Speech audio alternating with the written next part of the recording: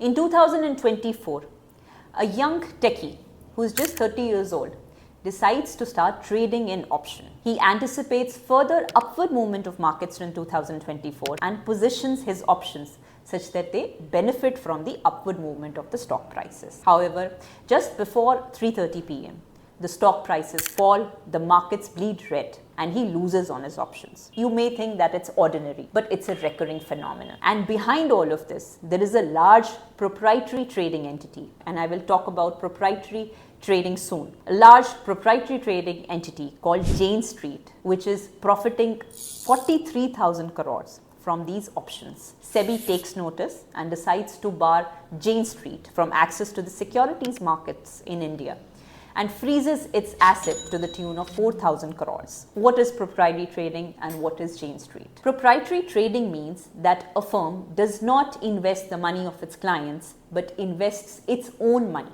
Jane Street is a large global entity worth billions of dollars in assets under management spread globally. So what did Jane Street do? It decided to start investing in Nifty Bank Index as well as Nifty Bank futures, and also started holding Nifty Bank options simultaneously. It knew that by investing in Nifty Bank stocks aggressively, it would be able to inflate the prices. This was effectively artificial inflation of its prices. Simultaneously, it would hold Nifty Bank options which were designed to benefit from the fall of Nifty Bank stocks. Just before 3:30 p.m., it would reverse all its buying positions, aggressively selling all of the Nifty Bank stocks as well as indices. Its options were designed to benefit from the fall in the prices. Just before the expiry, it would execute all of those Nifty options and earn thousands of crores from these moves. Through these moves, it earned 43,000 crores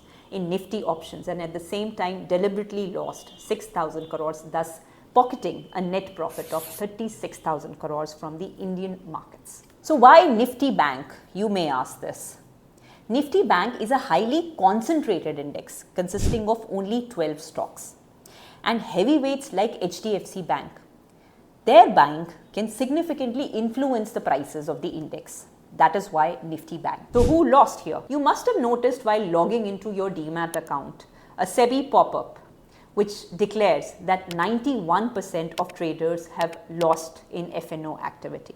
So it was the regular trader, not a market expert, but a regular trader who could be an IT guy, a salesman, or even a cab driver who ordinarily earned less than 5 lakh rupees a year, who actually lost while trying to make a quick buck out of the options market. In fact, 43% of all the people who lost their money were youngsters.